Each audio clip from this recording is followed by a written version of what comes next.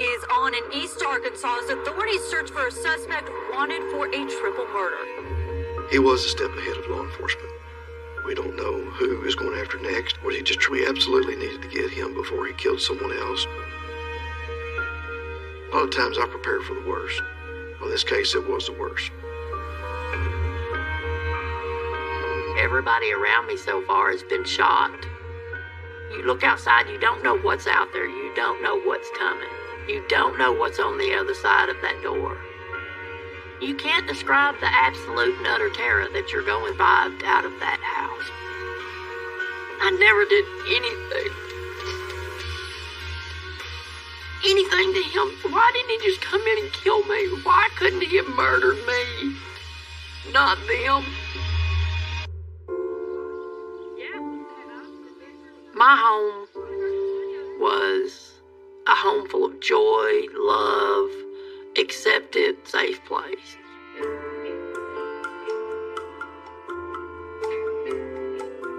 Of course, there's my dad. He was just a wonderful man, salt of the earth. They said a woman on average, speaks 28,000 words a day.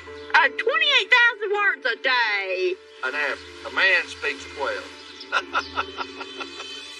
My mom, Sylvia, very intelligent, very smart, just beautiful, there was nothing she did not know, and just her walking in a room could make you smile. And it's so much fun.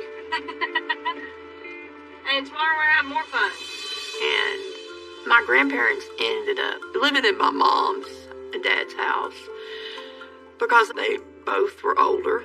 My granddad, he wasn't in good health anymore. And then there's my little brother, Travis. He's 5 years younger. He lived right next door to us. I had a really, really good time today. It was a lot of fun. We were very happy. But I lost everything. Whatever normal I knew, and I became this person that looks like me, sounds like me, but not really me.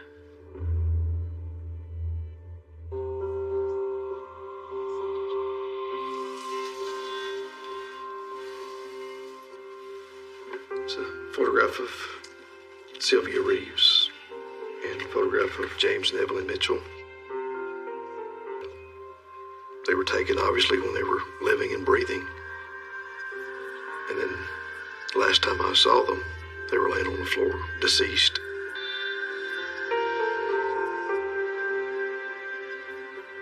But that shows you how fragile life is, and how quickly it can be taken by someone evil.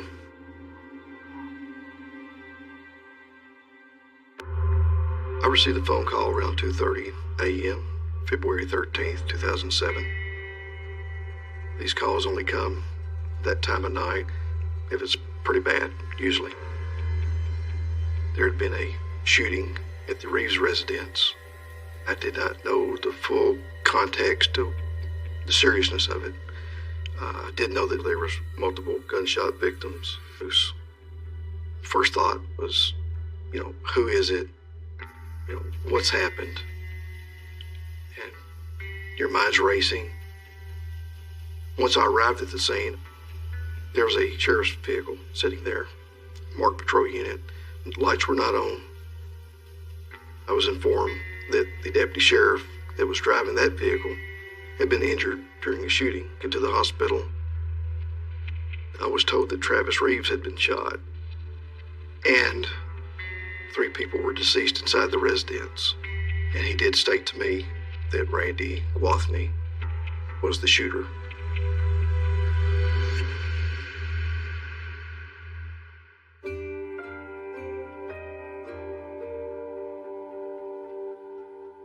Bad on Randy. No trouble with the law. So I think most of us were completely surprised. I had met Lisa Reeves earlier in my career. She knew some of the same people that my wife and I knew. I had met, actually, Randy Wathney at one time. I'm just thinking, what happened? Why did this happen?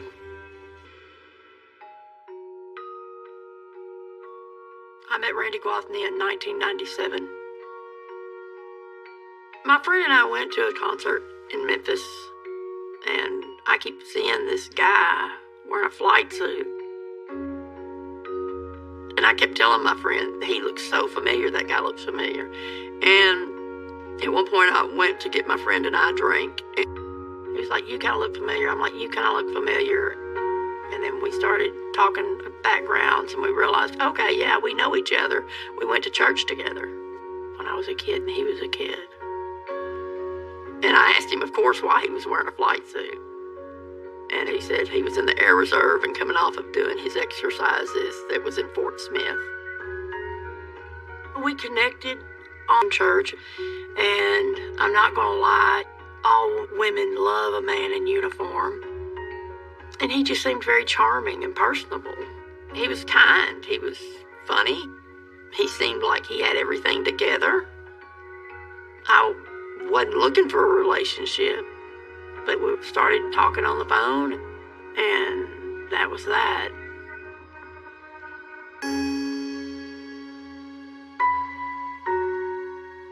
And then after about a year, it was Christmas 1998.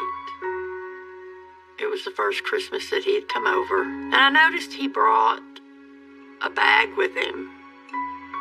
He said, well, I thought I'd show y'all something a lot of people don't get to see. The gear that you wear when you're... So he went and put the flight suit on, and he talked about being involved in the recovery of Black Hawk Down. So we were like, well, that's really cool. My parents thought he was smart, clean-cut, articulate. You want your child to marry someone who has a good job and a good future, and he appeared to be all those above.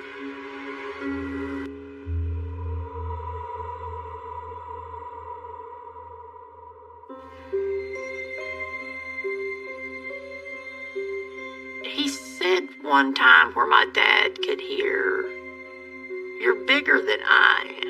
You outweigh me at least by 30 pounds.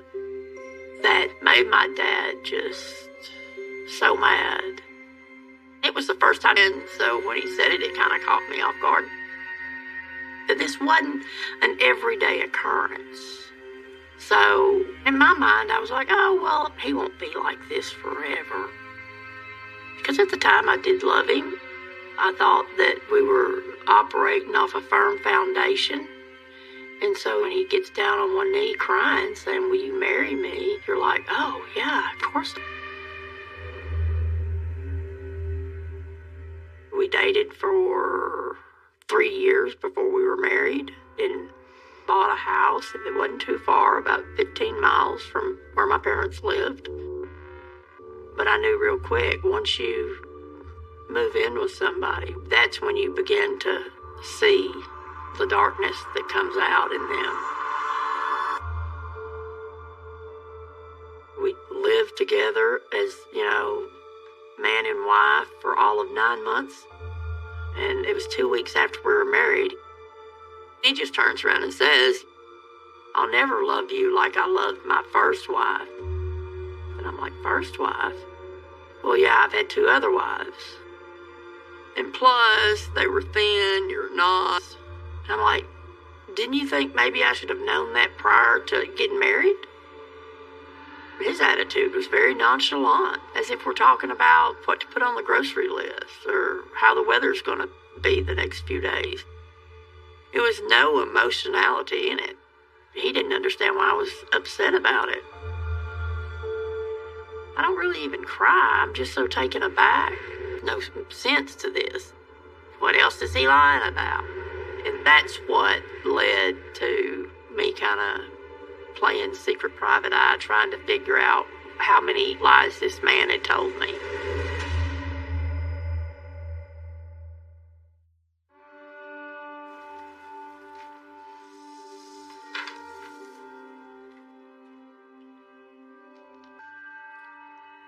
This is my mama, Sylvia Reeves.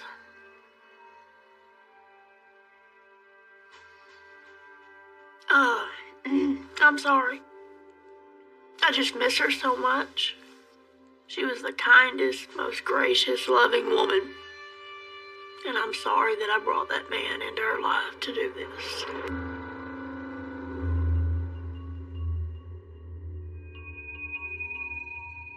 He always had this briefcase he kept in his closet.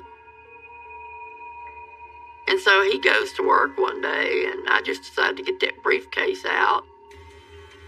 And I got in it and started looking through, and I was just, wow. He was a sergeant in the Army. He never flew anything. He wasn't a pilot. I don't even know if he actually ever even saw combat. There was just pictures of this life I was unaware that he had. The amount of lies that he told was just, you couldn't keep up with him. After that, I did confront him. He got angry about it. He got defensive about it. He would basically say, what harm does a little lie? He was angry that I knew the truth. How am I going to trust somebody like that? I'm going to question everything he says to me. And that's when I moved out.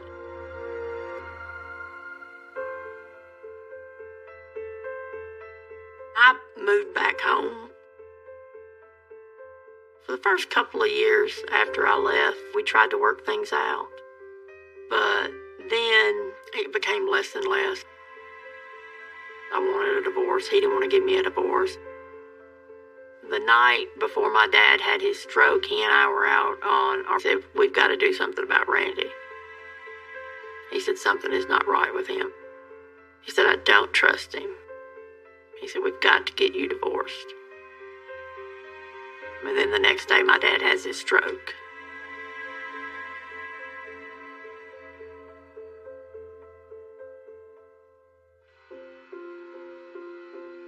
In February 2000, and Randy showed up. I told him, I said, please, for all of what's good, please sign the divorce papers. He said, I knew now that your daddy is gone, you still want to go through with this divorce. And I'm like, yes, as soon as possible.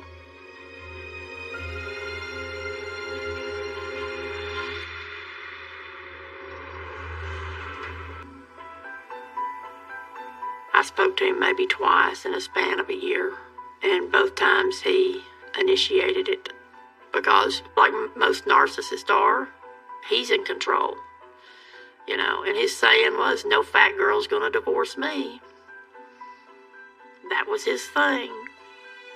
And he was hell-bent for leather.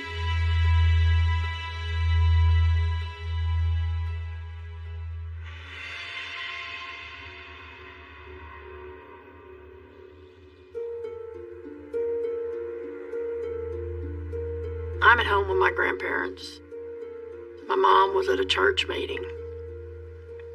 And she came home, I would say about 9 o'clock. And she came into my room. And, you know, she says, oh, good night, I love you.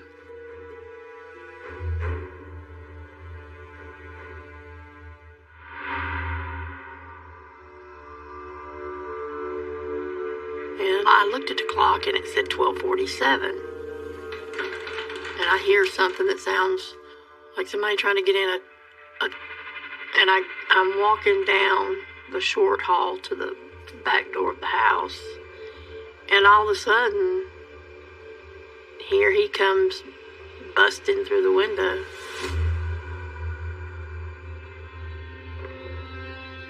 When I saw his face, and an expression I've never seen before, he's got very blue eyes. They were black from me. I got a knot in my stomach, and for the first time in my life, I was scared to death. Then the next thing I know, he grabs my throat and he starts choking me and immediately pushes me down, and he's just pounding me with his fist. He's straddling me, just hitting me as hard as he can. I'm trying to fight back the best I can. And it just gets worse and worse. He's fixing to kill me. I start yelling for my mom. And my mom finally appears at the door. And she's like, "What are you doing?" He starts cussing her. And she's like, "Randy, this is demonic."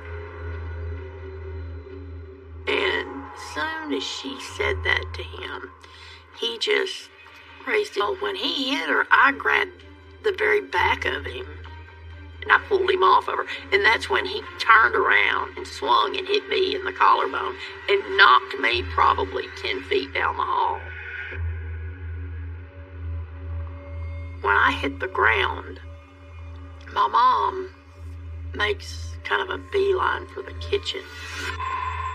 And he turns to see his hand go in his pocket. And my mom turns around at me and looks, and it's a look I'll never forget. It's almost like, "Get out of here. You don't need to be here." And, I don't know if she saw his gun, but then he shoots her. And I see her. I just kind of left myself. I think my brain said, or God said, "Okay, she can't deal with this." So, something else in me took over. I'm thinking, I've got to get to my grandparents' room, who are absolutely incapable of helping themselves. So I ran as fast as I could. I get shot.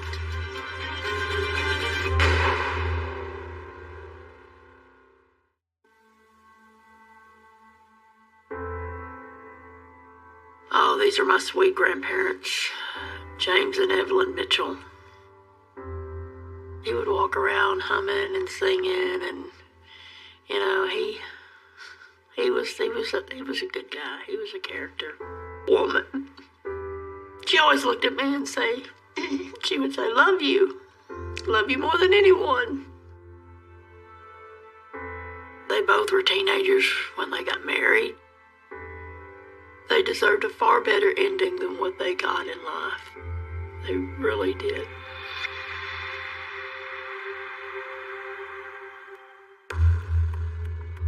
Grandparents are safe. I get in my grandparents' room and I close and lock the door. My grandpa's standing there, and my grandma is sitting up in the bed. And I turned to my grandpa and I said, "He shot my mama. I think he shot my mama." And he said, "Oh no, he couldn't have done that." And then I hear him beating on the door. Pow, pow, pow, pow.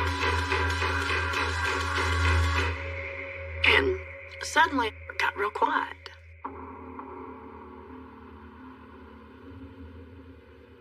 I decided to open the door a crack to look both ways.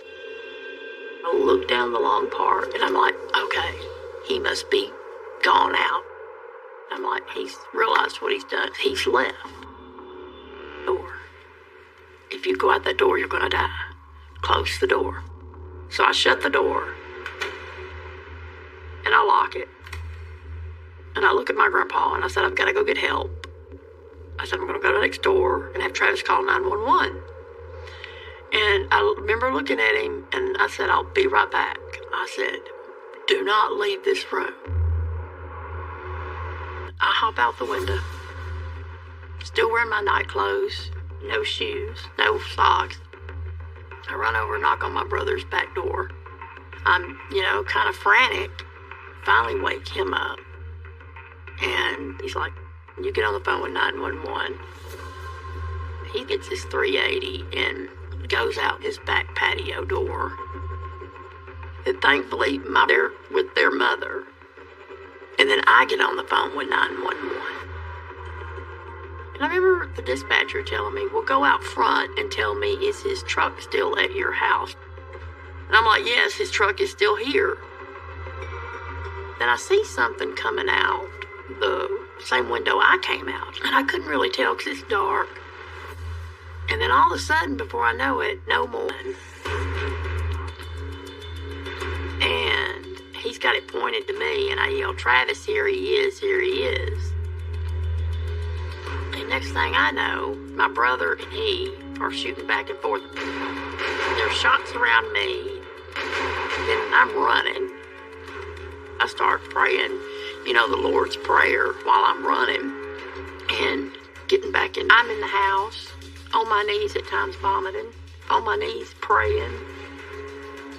And then I finally see my brother, his truck leaving out his backyard. Then I see his truck just drive off in a deep gully, and the taillights are just sticking straight up in the air.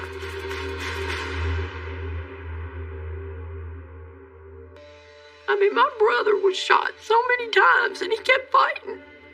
And they tried to keep me safe. I'm thinking,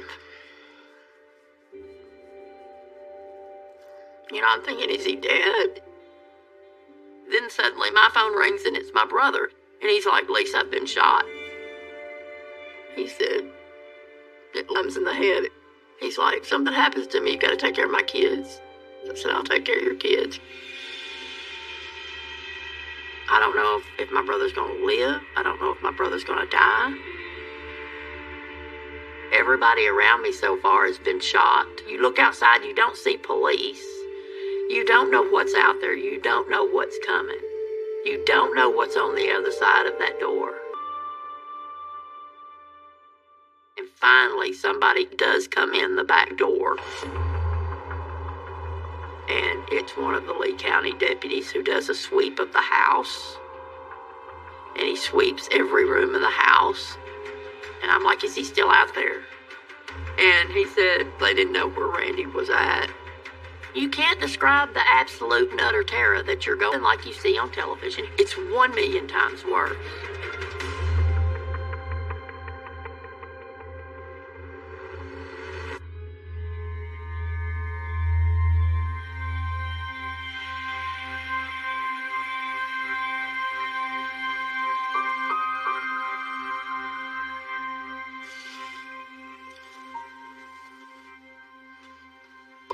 When I entered the residence, lying on the kitchen floor is Sylvia. She's lying in a pool of blood, and on top of her, across her body, is her father, Mr. James Mitchell. He was shot in the back of the head. Your first thought is, looks like he went over to check. As we proceeded down the hallway to the bedroom, the elder, Miss Evelyn, was shot in the head. It appears that she had gotten up out of bed. Maybe she heard something. She fell on the floor where he shot her, beside the bed. A lot of times I prepare for the worst.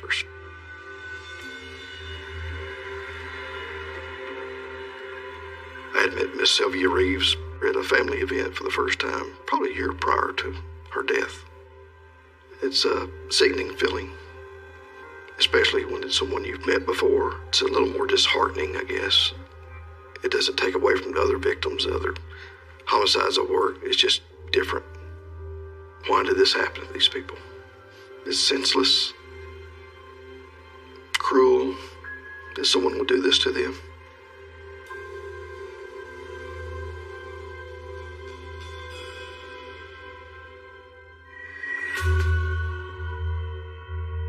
At that point, we decide, we need more help. We have agents come over from Little Rock to assist us at the crime scene. Officers by the suspect's parents' home to see if the vehicle was there. They were checking local truck stops along the interstate. He could be anywhere at this point. He was a danger to the public. I was afraid that Travis would not make it. It appeared he went through hell. He's lucky if he survives this. There's a need of urgency because you've got to get this guy before.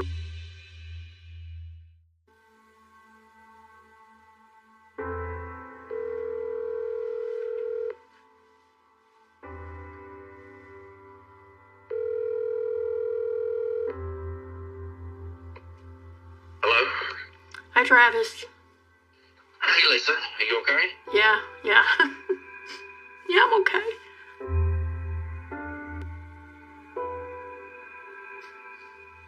I really wish I could have been there with you, but I got reasons why I didn't, but it breaks my heart that you did that by yourself. But I know what kind of courage it took to talk about everything that happened. I just want you to know I was with you in spirit, and I've been thinking about you. I am so beyond words, just proud of you. I love you, and I will talk to you later. I love you too. All right, take care, bye-bye. Bye-bye.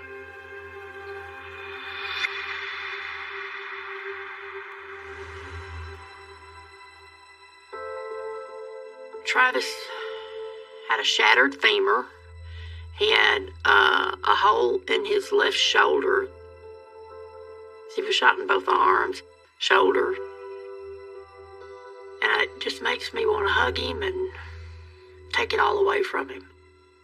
I would so wish I could take his pain and his grief. He's a hero. He's one that keeps fighting no matter what. And, I love him so much.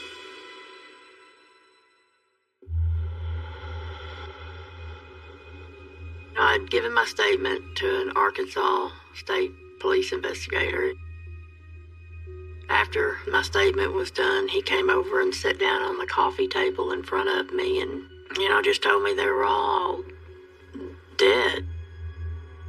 I kept telling him I wanted to see my mama and go there and at least see them. But they were like, no, you don't need to do that. This is a very active situation. I've got police around me. After he murdered my mom and my grandparents and shot my brother 10 times, I found out that an officer had pulled up and that Randy was loading an AK-47 and that he had shot at the deputy till the realizes, I guess, hey, the police are coming, and he loads his guns back in his vehicle and he takes off.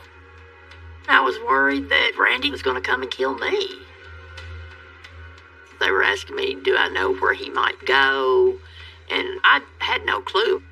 They asked me, do you think he'll go commit suicide? I said, oh no, he's not that type of individual. So I really... A manhunt is on in East Arkansas as authorities search for a suspect wanted for a triple murder. 46-year-old Gordon Randall Gwatney is said to be armed and dangerous.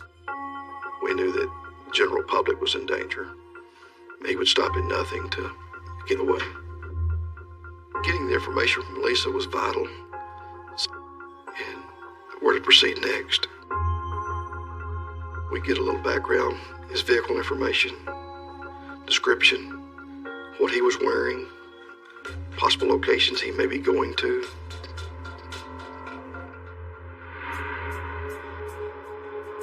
Randy was former military. He had been working for a company in Memphis as secured a dozen shell casings from the rifle in the driveway of the Mitchell Reeves residence. And there was approximately 18 shell casings of the rifle in Travis Reeves' yard. My worst fear and anticipation was that he was going to get in a shootout with a law enforcement officer, and that officer was going to be outgunned.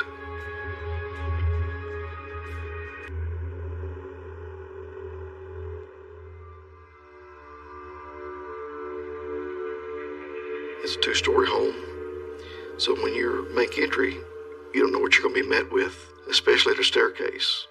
When you go up a staircase, if he's in there, he could just shoot downward at you, like a sitting duck. We knew if he had that rifle, we just cleared room by room, making sure there's no threat in each room.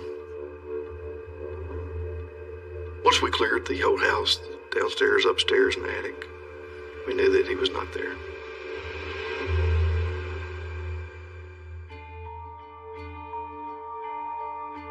While at the house, we discovered various firearms, pistols, rifle, body armor. The weapons that we found were not consistent with what he used at the crime scene, so we realized he was still armed with at least 2 different types of weapons. It was discovered that he had lost his job, and a lot of people who even knew him had no clue that all this had happened to him. And so that was probably creating a financial... His life was spiraling downhill.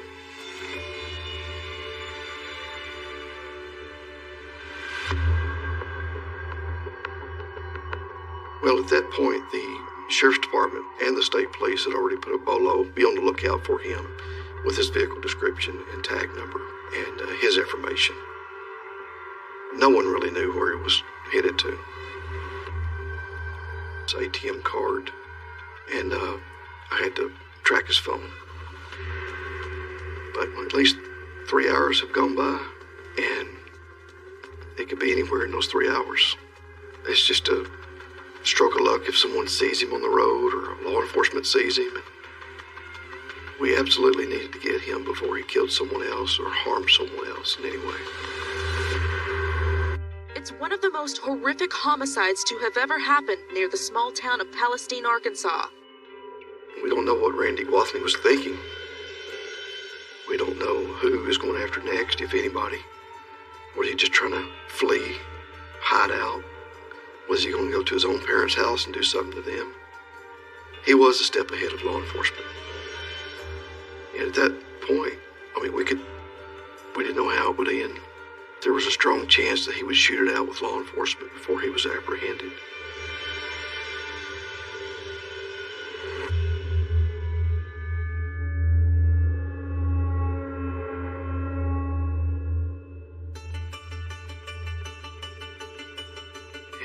After 6 p.m., I received a call from our local sheriff at Laredo, Texas. And about 40 minutes later, a dispatcher from Laredo Police Department says, "Mr. Middleton, we have him." And my first fear was, was there a shootout? And I asked her that, and she says, "No, we have him in custody." After reading his rights to him, he basically stated he didn't want to make a statement without a lawyer. Was in his truck, 5 magazines, 4 of which I recall was loaded. His pistol was on him, and he had additional .40 caliber ammo inside the truck. I think a camo jacket and a map of Laredo and other road maps. I don't know if he went there with the intent to kill, but it sure looks like it.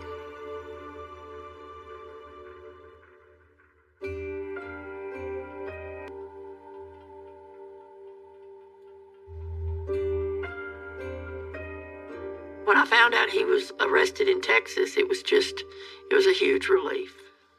It was an absolute load off of my shoulders.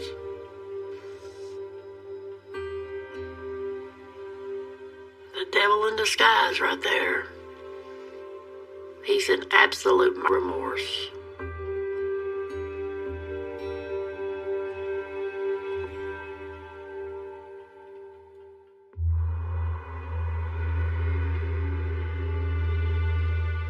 I didn't mean to hurt anybody.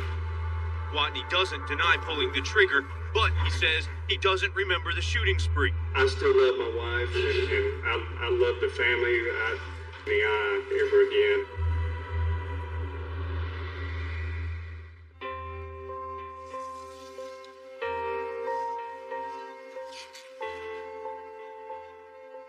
From what I understand, his defense, according to his lawyer, it was a combination of PTSD that he had allegedly suffered while he was in the military and some medications a doctor had put him on. He knew full well what he did, and that was wrong. The amount of evil I saw that had happened in this house, I've never seen before. One could wonder, was he doing it to hurt Lisa by killing her mother and grandparents? Or was he doing it just out of pure rage and meanness and evil? We would like to know his motivation, why he left.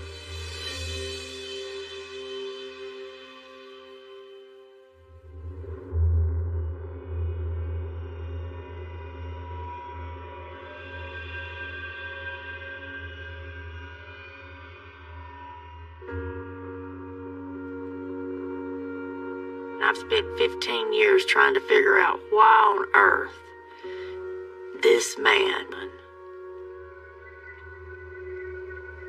I never did anything. anything to him. Why didn't he just come in and kill me? Why couldn't he have murdered me? Not them. But I think he wanted me to suffer. He wanted me to watch him kill everybody that I loved and what meant the most to me.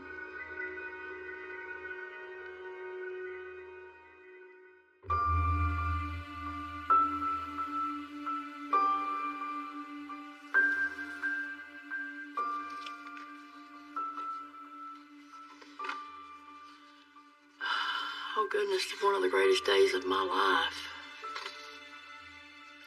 A divorce that was years, and finally got a divorce. Thank you, Jesus. He's an evil man, and that was the last thing he could hold over me was his signature to these divorce papers. It was his last bit of control over me. And so he knew once he signed these divorce papers, it was done. So that's all I got to say about that.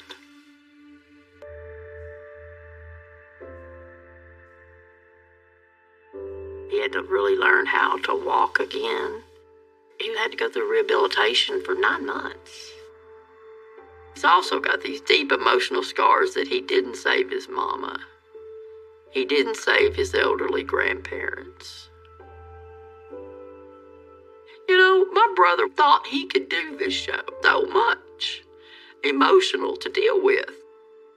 And by the grace of God is that boy alive. And I thank God every day that he was saved. And, you know, this was just a horrible, horrible thing that never had to happen. The ripple effects of murder go.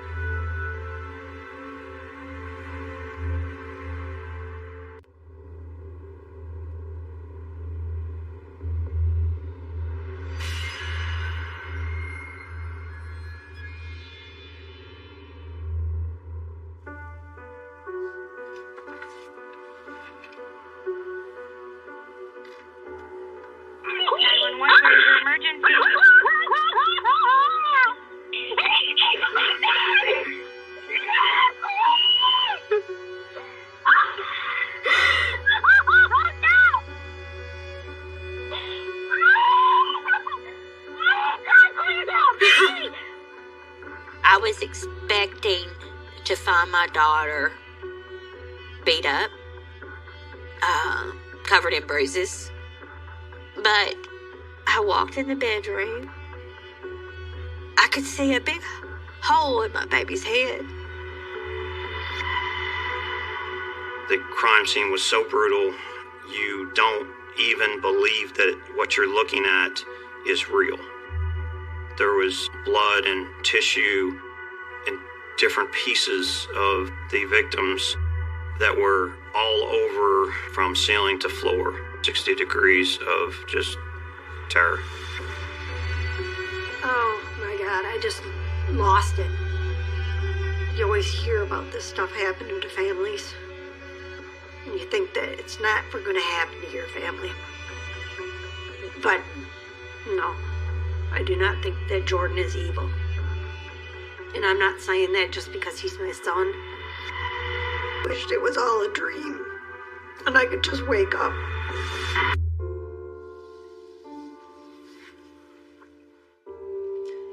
This is Jordan's dad and me and Jordan in Savannah, Georgia. Jordan was always so full of life. Yep.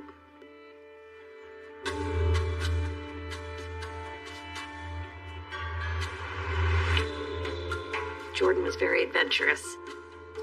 He would hide on me all the time and I couldn't find him. I would find him down inside the dryer.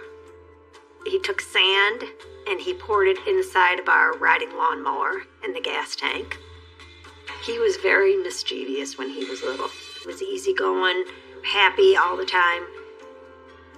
2012, around the age of 20, Jordan came to Tennessee with me. His dad and I had split up. I was remarried, and that's when he started going to the college, going to school, working at a pizza place.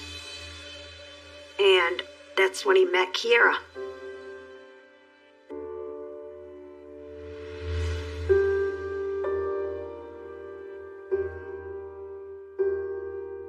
I liked her a lot. Very outgoing.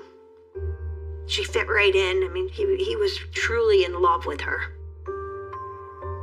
I would say that Kiera and Jordan dated for probably a year before she became pregnant. I was super excited, and was just ecstatic because that's what he always wanted. He wanted his own little family.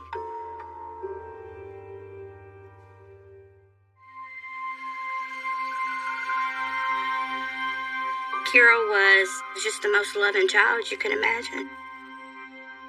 And she loved her mom, and her mama loved her.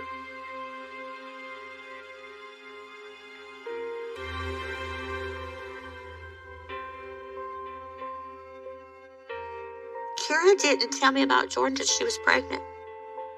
Kiera set me and my husband down. It's like, I hate to say this, but I'm pregnant. I asked who he was, and she said Jordan Hazel, and he wasn't from around here. I said, we talked, I actually want to live with you, Mom, and see how this thing goes. And I was so happy she said that, because I didn't know him. I wanted Kiera to take her time. And that's how Jordan was brought into the family.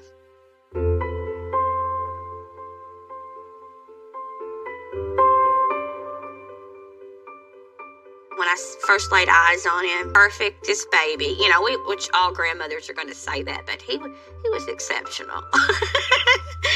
He was the prettiest baby you ever saw. Seeing Jordan and Kiera hold Caden, it was amazing. He was so excited. Kiera just cried and said, Mama, look. I said, yeah, baby, he is. He's a perfect baby, and he's absolutely beautiful.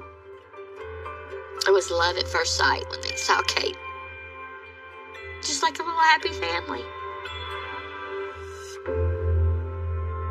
You think, this is going to be a great ending, but not so much in this case.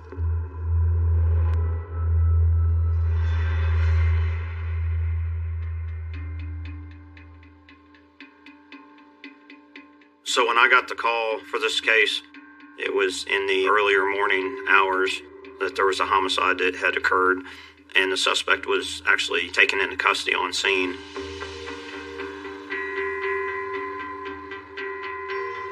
Being that we already had somebody time is speak with the suspect and figure out what happened. Very much so on the fly from the start. I just didn't have a whole lot, to go off of. All right, turn around. Turn around and have a seat right here for me, sir. You want any water? Yeah, I'll take a glass of water, sir. Okay, all right. I appreciate it. Yes, sir.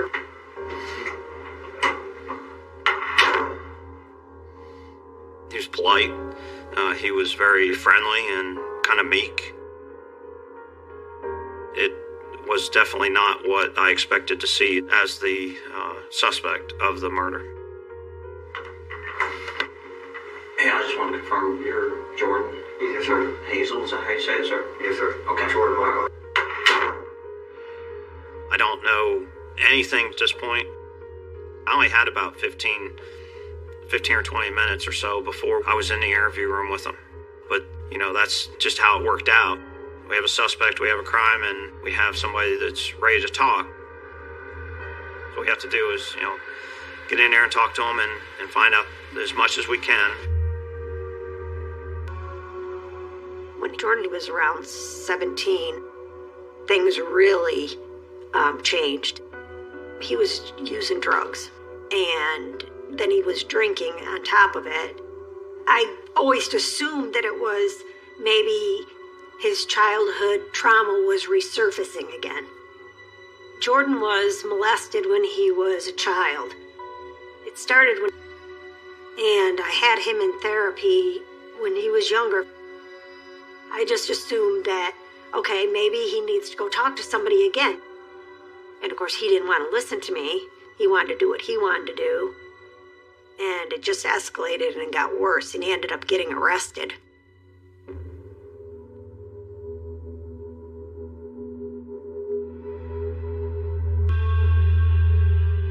That's when he got out of there and moved to Tennessee with me. But he was still a very sweet boy. Even though all this was going on, he was still sweet. When Caden was born, I thought, okay, he's finally growing up, and I was excited.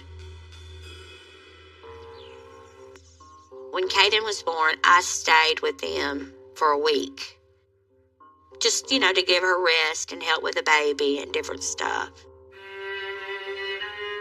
He was smoking and he went out on the patio, and I had walked out there with him. He said, I need to tell you something. I was arrested for counterfeiting. I'm like, counterfeiting? And he said, yeah. I was like, does Kira know this? And he's like, yeah, Kira knows it.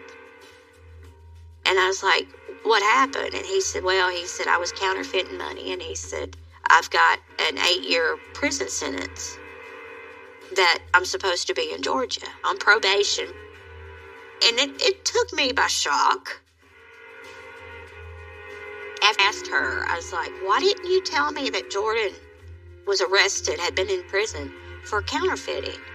And she said, Mom, that was his past. She said, he's changed, and that was before he met me. And I was like, well, it would still been nice to have known, Kira. And she said, well, I don't want y'all thinking bad of him, And I was like, okay, I understand.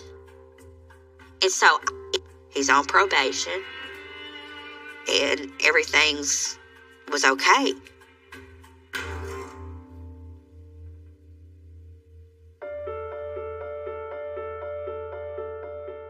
Oh, the wedding was beautiful. She was just extra beautiful that day, in her dress, and just all smiles and a glow that she was so excited about starting a new life. After the wedding, that's when she told me she was pregnant with Jalen. Well, I was happy, another grandbaby. Who's not going to be excited?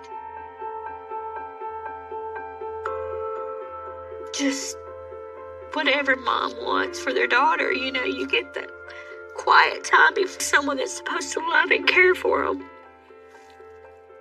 And you think you're heading them off to a better life and spread their wings and they're going to fly. It didn't work out the way I wanted it to.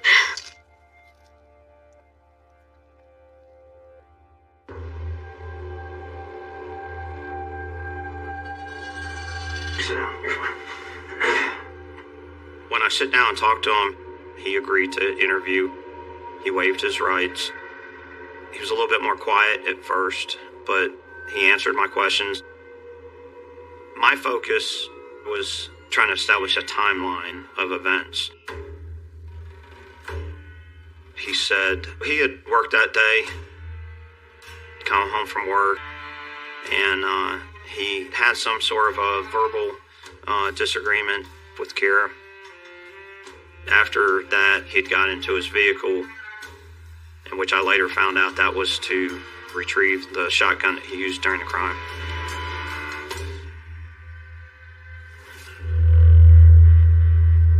And he said he started loading the gun up. He loaded the gun up in the shotgun. It's all loaded up and everything. He went inside the residence and he went through the hallway. He said that he called his wife Kira to him. And she comes out, and is she in the doorway, is she in the hallway, or is she's still in the bedroom. So she's make it out of the bedroom. So you call her? I shot her twice. Why twice, I guess?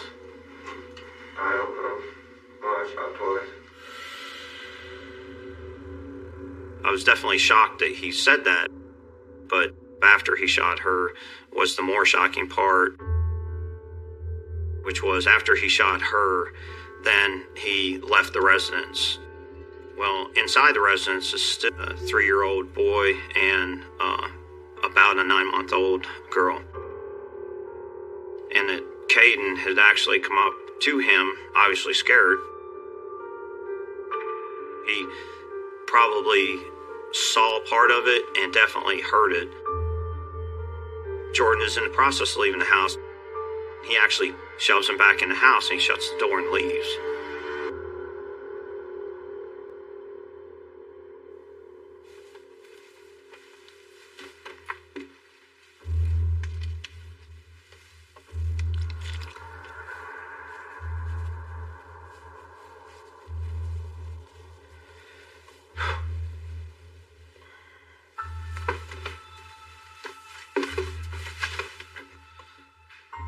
Wife. But for someone to shoot their wife or their loved one in the presence of the children and then literally leave your child in a house with your wife dying and bleeding, writhing in pain, that's shocking. Just makes you go, oh my God, this is awful. This is, horrific. And it was right around that point where I took a break and went out and started to kind of gather my thoughts. When you took this break, did you already know that his children were dead? No.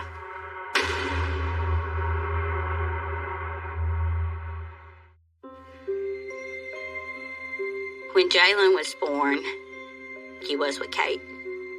I never seen him smile during the whole thing. And within, I'd say, 3 months of Jalen being born, I'm loving on Caden, and he's like, Granny, Daddy's mean to my mama. And I was like, Daddy's mean to Mama? He said, yes, Daddy makes my mama cry. And I had to hold my composure because here's a 3-year-old that's telling me that his mama's getting hurt. And so I kind of just said, well, Caden, is Daddy hurting you? And he said, no, but he makes my mama cry. And I did question Kira about it, and she's like, Mom, we're going to be okay. And that was about all she would say. She never went into detail.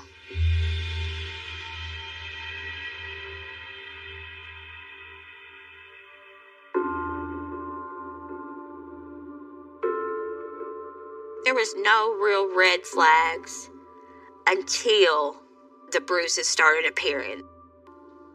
She said, well, we got into it, and he just grabbed me for a second. And you could see the handprints around her neck. And I was like, well, it's not okay that he's choking you. And that was all she would, it's not a big deal. I handled it. Everything's taken care of.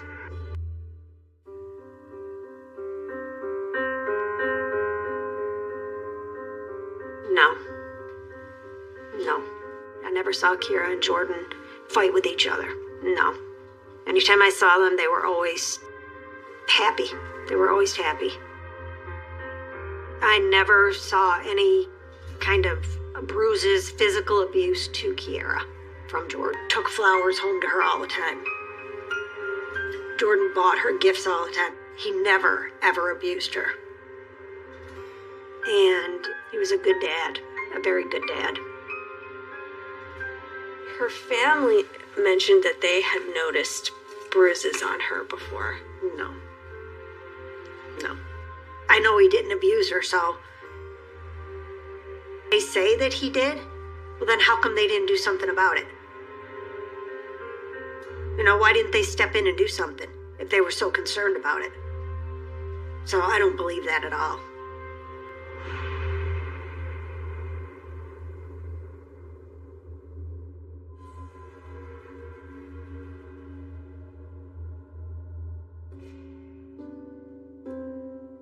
He told me that he could hear the voices through the radios and he could hear them through the television.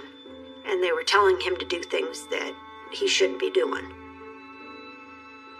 I didn't think anything of it and told him just shut the radio off, shut the TV off, don't listen to it, Jordan, and you won't have to worry about it.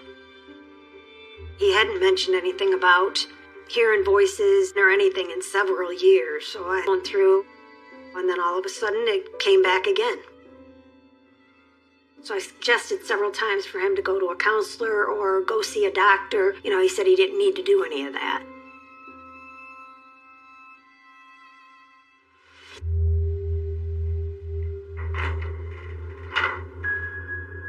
When we left off, we were at him leaving the house, and he told Lee that he was going to drop the shotgun off, but he didn't. He had turned around and went back to the house.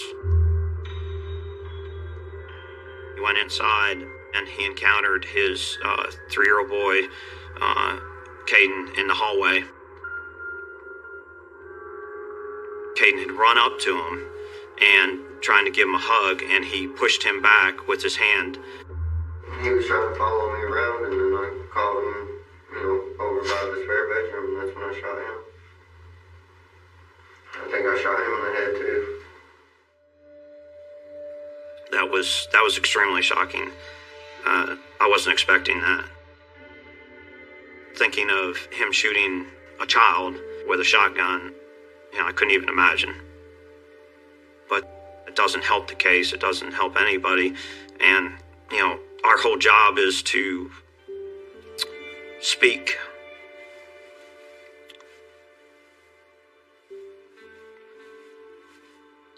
To speak for all the victims. So, we part.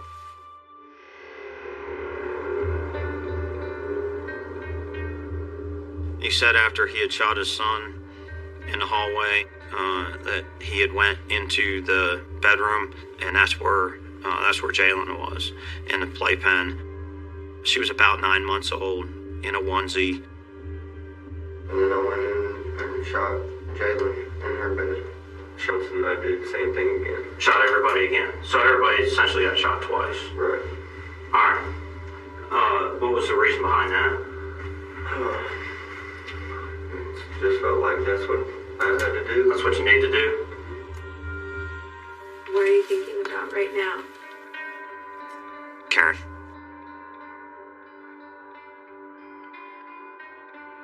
She's...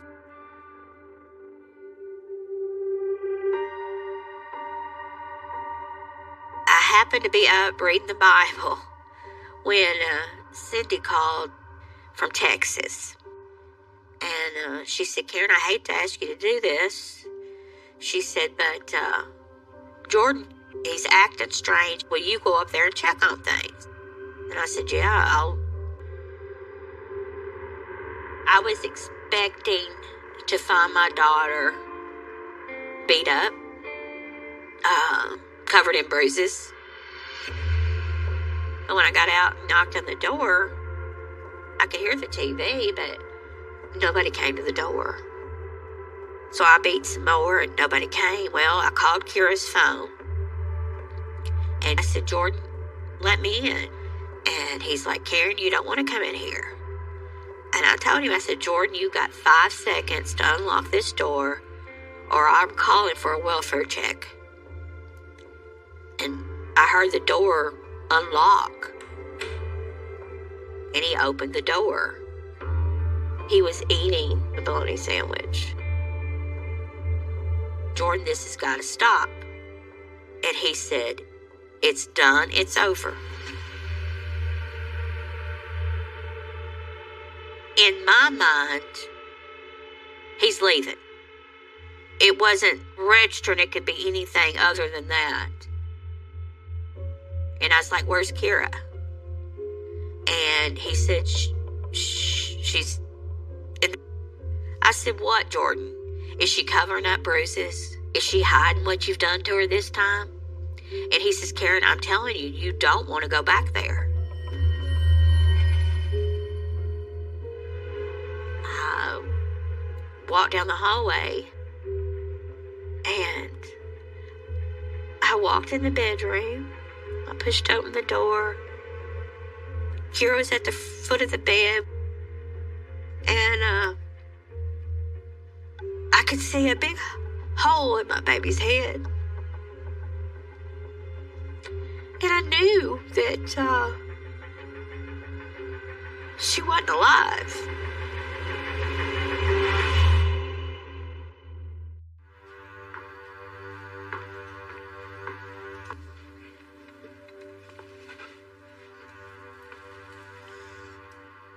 When we first spoke, you asked me if I had heard the 911 call. I want to hear it. You want to hear it? Because I don't remember. I mean, I remember, but I don't remember.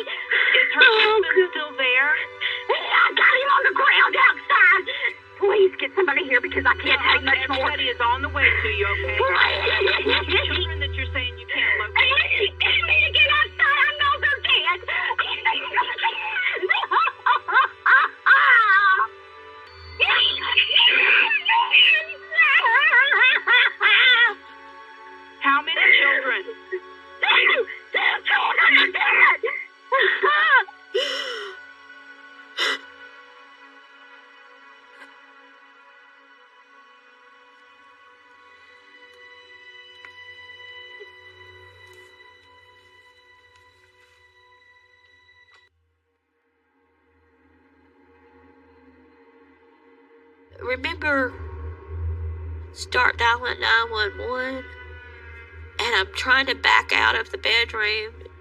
Her hallway is hardwood flooring. It was kind of tacky, gluey feeling. I remember, I felt something on the back of my leg. And I knew it was Kate. And I kept saying, I've stepped on this baby. I've stepped on this baby. And I'm screaming. I just remember screaming. Jordan's still on the couch and he's holding his ears and he's rocking. He'll stop screaming. And he said, I'll go outside and I'll get on the ground. And I told him, I said, go get on the ground. Get out of here. And that's what he did.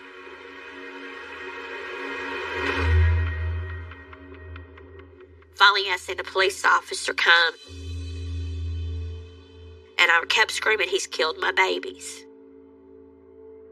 And then this officer's like, let us in. And I kept telling him no, that nobody else was going to hurt my babies. I was trying to protect them, I guess. And then finally, this one officer, he grabbed my hand. And he said, we're here to help your babies. If he had nobody yet.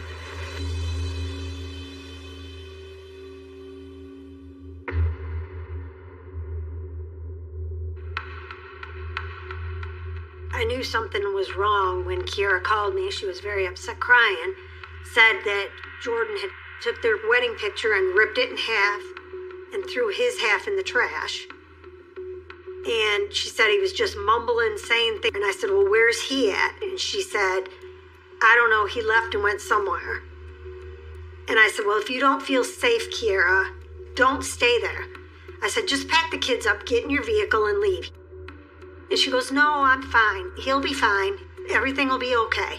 I said, okay. And then I text her again, probably about 9:30, and I never got. Jordan called me, and I could tell something was not right with him, and he hung the phone up on me. And that's when I called Kira's mom. And I said, something is not right here. You need to go down there. And then I got a phone call from my ex-husband. And he said that, oh my God, I just lost it. I broke down. I was screaming, crying. I said, my son has just killed his family. My son has just shot and killed his family.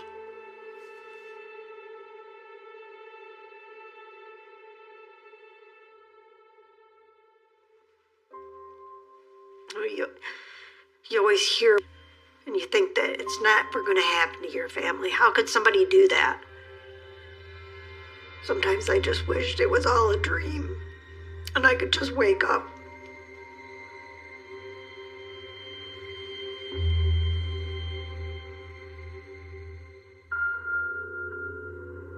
When I pulled up to the crime scene to look at it and to get a walkthrough for the first time, exhausted. The crime scene was so brutal and so shocking to the conscience that you don't even believe that what you're looking at is real. The first thing I notice is in the hallway, I notice there's a blanket.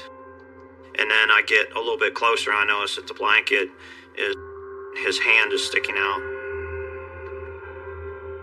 It implied to me that when Jordan had killed him, that he knew it was wrong, which is why I believe he covered him up.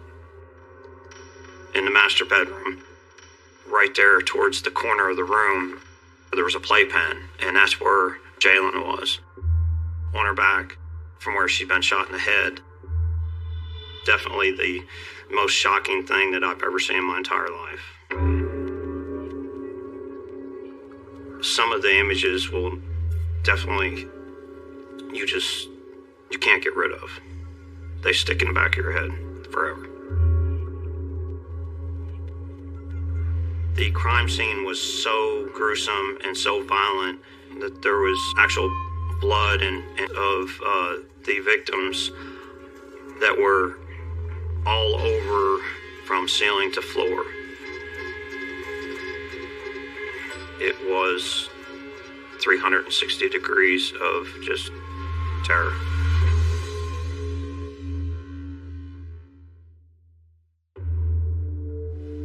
So what did you think you had to gain out of all this? During the course of the interview, I'd asked him multiple times what he was trying to gain out of all this graphic violence. He stated that he wanted to get rid of his past, to kill his past. And that was why he killed his entire family.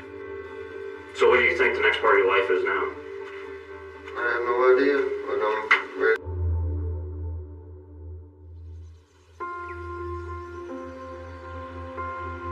2 weeks prior to her murder, Kira was at work, and she called, and she said that Jordan told her to leave and be gone by the time he got home. And she said, Mom, will you meet me there at 3? I'm getting my baby out of here. And so we get back to my house, and we come in, and we sit down, and Kira's phone rings. And you could hear him screaming, get home now. And she said, okay. And I was like, baby, don't go. She said, I made a vow before. And she said, that's what I'm going to do. I said, well, leave the kids here. And she's like, no. She goes, Mom, he will never hurt these kids. I wish I could have hogtied her. I wish I could have forced her like she was a kid. and this would have been avoided. But I had to let her live her life.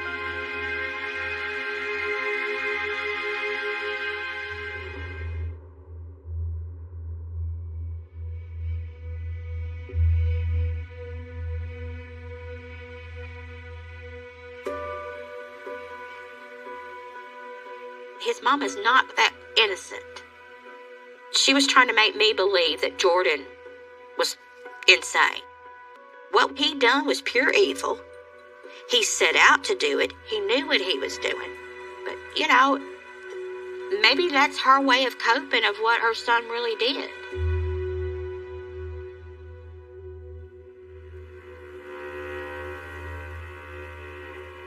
I hold anger against Kiara's mom because I was very open with her and everything that was going on with Jordan, and I tried to reach out to her several times and she would have nothing to do with me.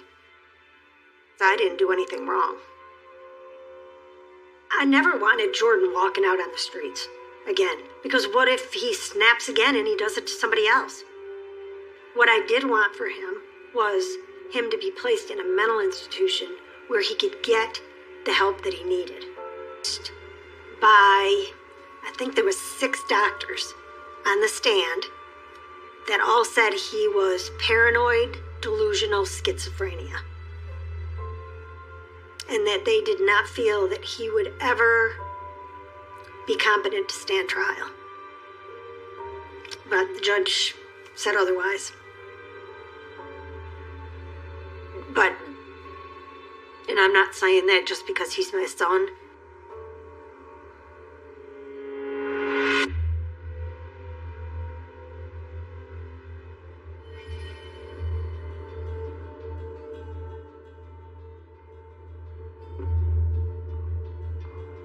To this day, it's still the most horrific crime scene that we've ever had in the history of our city.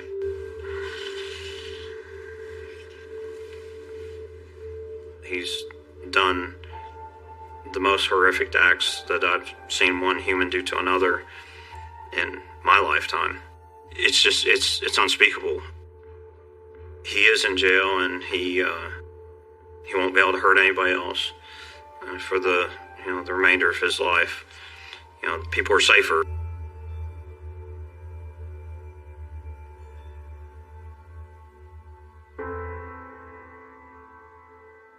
I have lost Kiara, I have lost Caden, I have lost Jalen, and I've lost Jordan. When he took their lives, his life was gone too, because he's never been the same. Kiara's family, I've always loved them and always thought of them as my family. I would love it if one day we could actually speak to each other. Life is way too short, and I've learned that just by what I've lost.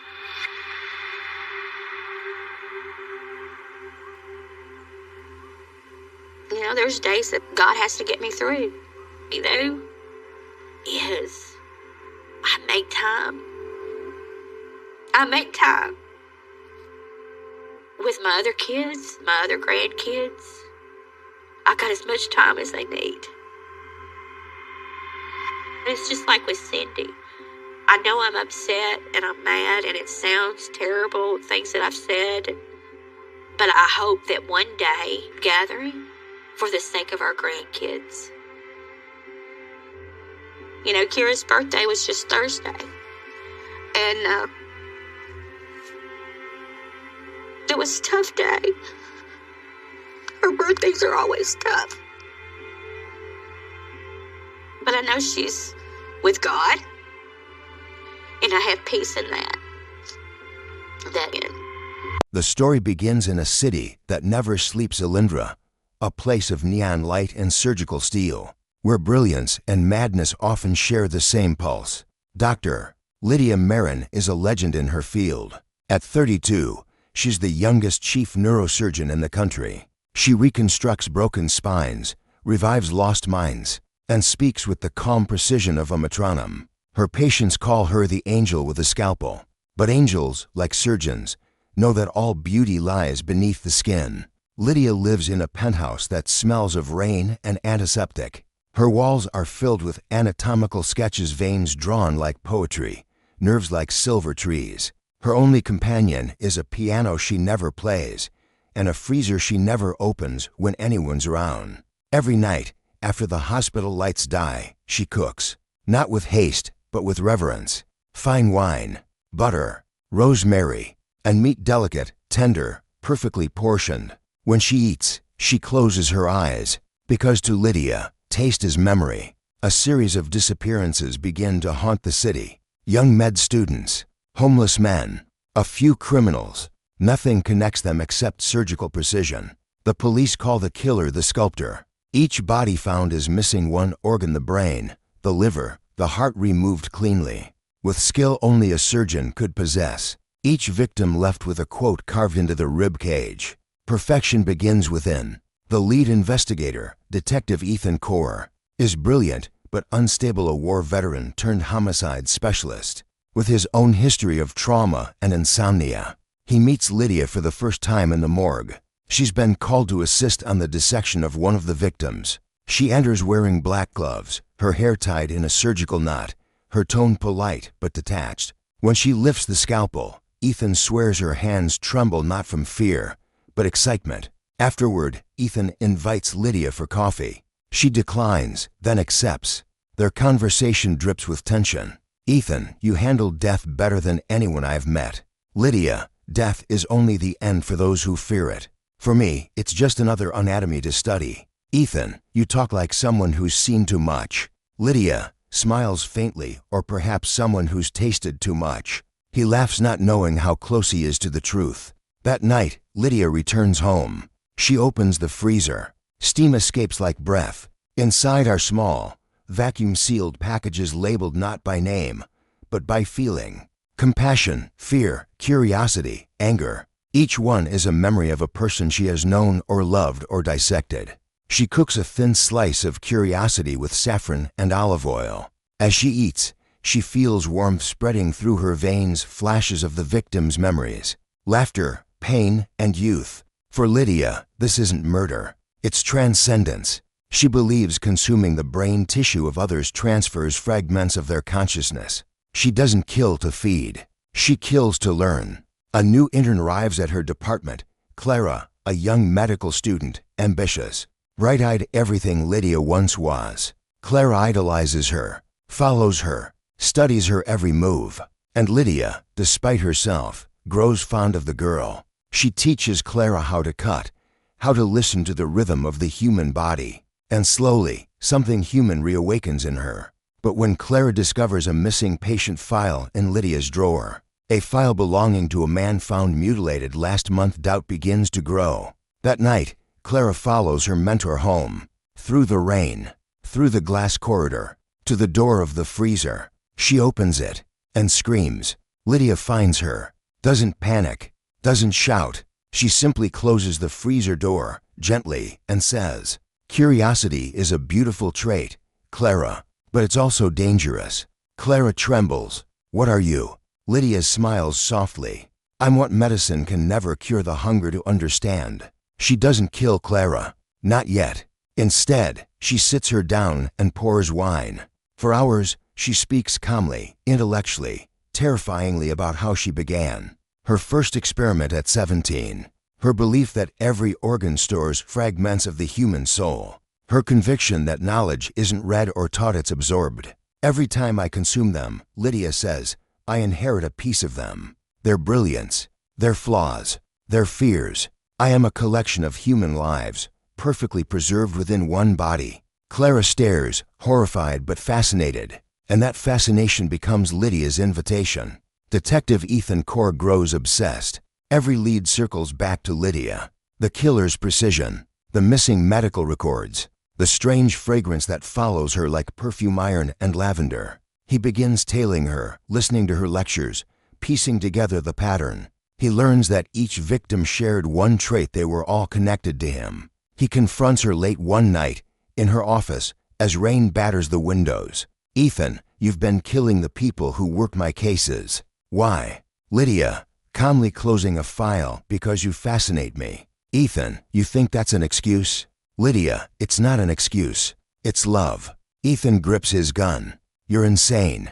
Lydia tilts her head. You've killed, haven't you, detective? You in the war. Tell me when you pulled the trigger. Did you feel hunger or relief? He hesitates, and she smiles. Hours later, Ethan wakes restrained in an operating chair under surgical light. Lydia moves around him gracefully, humming softly. Ethan, you could have killed me. Lydia, not yet. You interest me too much. She injects a local anesthetic into his neck. Don't worry. You won't feel pain. Only clarity. As she cuts, she speaks almost lovingly. You see, detective, I don't consume for pleasure. I do it for connection. We cut bodies open to save lives. I open them to save meaning. She leans close. And now, I'll finally understand you. He stares into her eyes, cold, brilliant, almost divine, and whispers, then understand this. He triggers a small blade hidden in his sleeve, slicing her arm. Blood spills. She laughs. Perfect reflexes. You'd make a fascinating meal. A fire breaks out during their struggle. Ethan frees himself, dragging her toward the elevator. The alarms scream. The hospital burns. He collapses outside the building, coughing, watching flames swallow her laboratory. He thinks it's over, until months later he receives a letter. Unmarked, no sender. Inside, a single note. The taste of you was exquisite. L. Alongside it, a small glass vial. Inside the vial, suspended in clear liquid, a single piece of neural tissue. His. Years later, Lydia Marin resurfaces in Europe under a new name. Her lectures in neuroscience become legendary.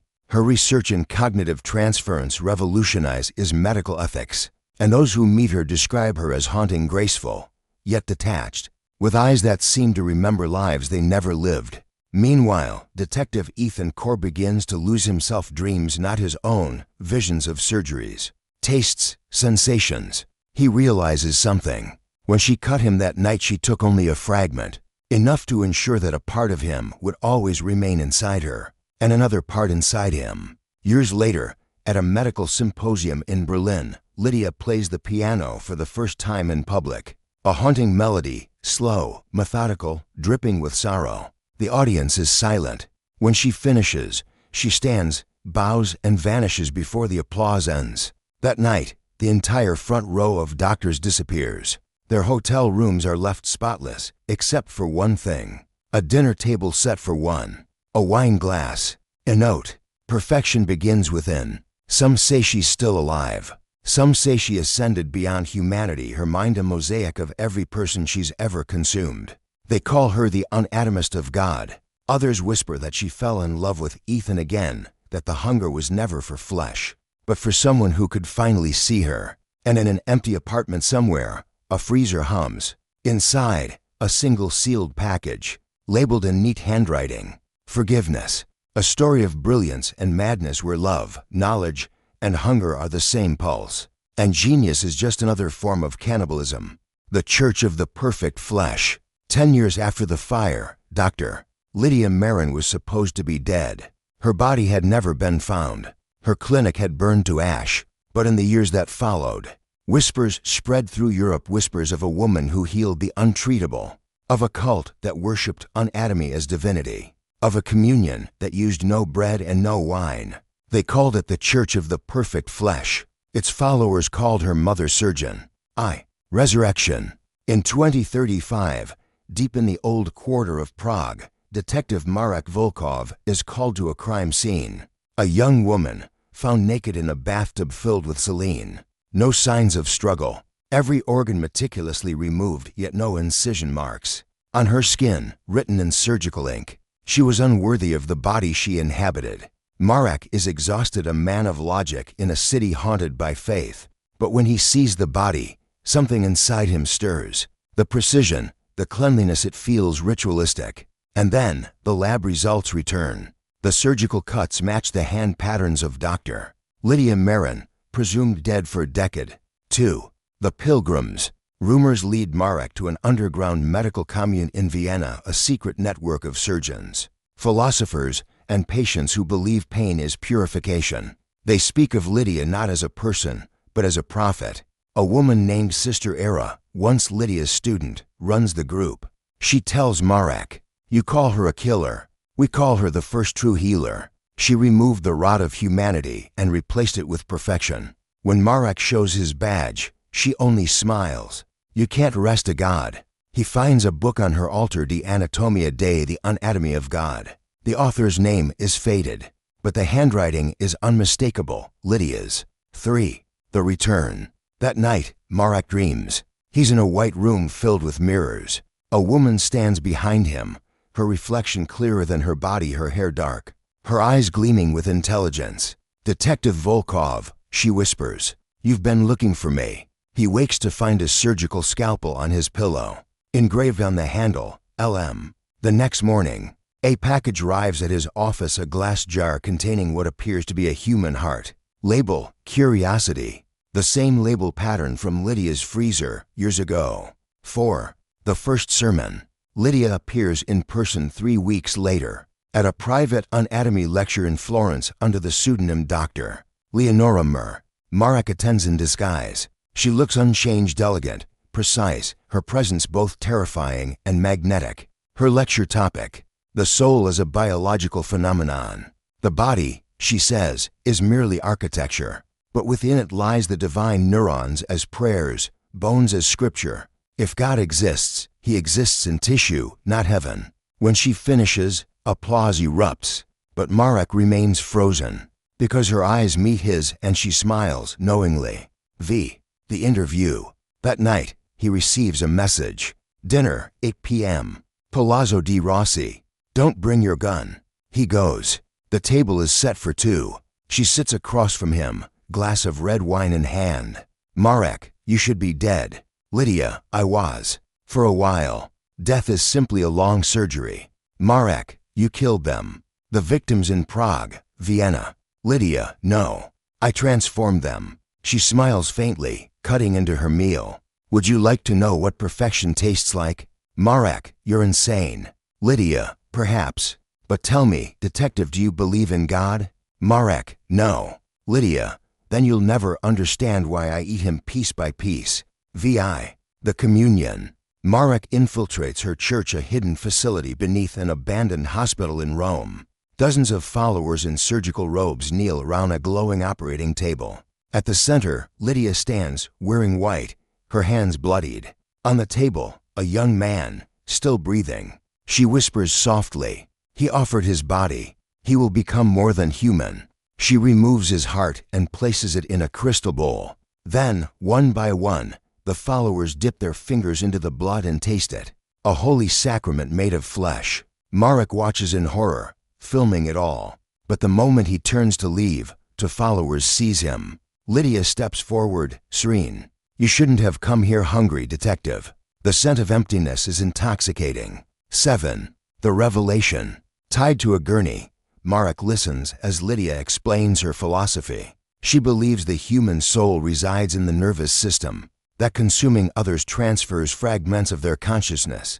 Over years, she's absorbed surgeons, priests, artists, and killers, becoming a composite of brilliance and madness. "I am no longer Lydia Marin," she says softly. "I am the sum of every soul I've ever loved enough to eat." He whispers, "You're a monster." She replies, "No, detective. I'm evolution." 8. The Fall. The police raid the church, tipped off by Marek's hidden transmitter. Gunfire. Chaos. The followers don't fight back. They kneel, chanting. Perfection begins within. Lydia vanishes in the confusion.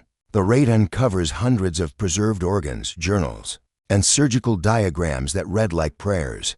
But among the confiscated items, a sealed envelope addressed to Marek. "You've seen what the world hides. You've tasted its decay. You know I was right. When you can no longer live with the hunger, you'll find me." 9. The Second Birth. Months later, Marek begins to change. He dreams of surgeries he's never performed. He can recall Latin terms he's never studied. He feels cravings he cannot name. Tests show traces of foreign DNA in his blood. He realizes when Lydia cut his wrist during their last encounter, she must have injected him with something, a fragment of herself. The Revelation twist. Marek tracks her to an isolated monastery in Montenegro, where she's begun teaching a select few disciples. He confronts her under candlelight. Marek, what did you do to me? Lydia, I gave you what you asked for understanding. Marek, you infected me. Lydia, I shared myself with you. She touches his face gently.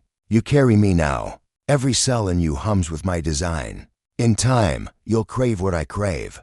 And when you do, you'll come back. He raises his gun. Marek, then I'll kill us both. She smiles. Then I've already won. He fires. 11.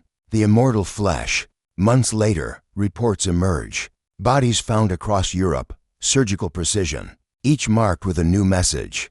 Evolution eats itself. Forensic tests reveal a new DNA pattern, a hybrid between Marek and Lydia. Neither entirely male nor female. A new organism. 12. The end. In the final scene, a medical seminar in Zurich. A new doctor gives a lecture on neural identity and consciousness transference. She introduces herself as Dr. Mara Leonin. She looks like Lydia, speaks like Marek, and when she smiles, her teeth are too perfect to be human. The future of medicine, she says to the audience, is no longer to cure the body. It is to consume it. The lights dim. Applause echoes. Outside, it begins to rain softly. Red. Epilogue. We are what we heal. We heal what we eat. And when the body ends, the hunger begins anew. The Anatomy of God. Chapter 12. The Church of the Perfect Flesh, a meditation on creation, consumption, and the divine hunger for perfection, where medicine becomes religion and the surgeon becomes God.